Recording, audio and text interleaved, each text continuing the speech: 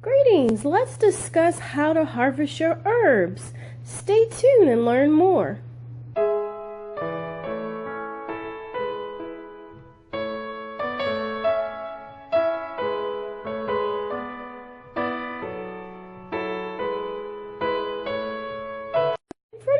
In front of you are a few bundles of Comfrey, and what I've done is I've actually just rinsed the Comfrey in some soap water to get rid of any bugs, and then I rinse it out in clear water, and then I take regular yarn. If you have twine, you can use that, and you just hang them. This is one day after harvesting from my actual plant, so I just cut them, I leave them whole, and I basically hang them for about a week or two, and that way they'll be fully dry. Another way that you can harvest your herbs is to actually use a dehydrator, and let me show you that.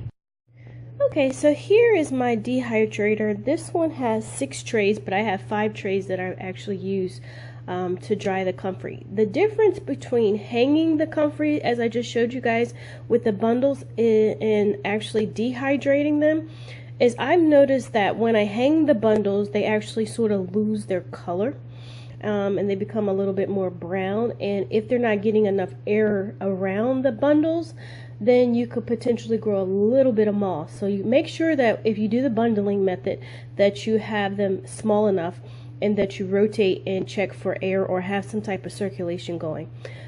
With the dehydrator method, I've noticed that the actual Comfrey leaves stay green.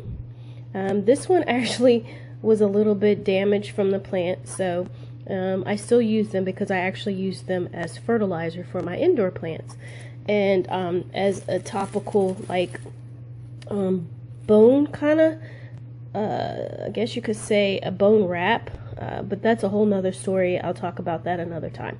But to dry the Comfrey, it stays greener on the dehydrator. So what I mean, let me show you a better one. Okay. So here's a really pretty good leaf here. So you see how nice and green that is? That little piece right there is actually a little seed of something that blew on it. If you know anything about Comfrey, it's sort of sticky, and it has like a little bit of like little thorns, tiny itty bitty thorns in the plant. So it sort of feels sort of like a thistle, but not as harsh as a thistle.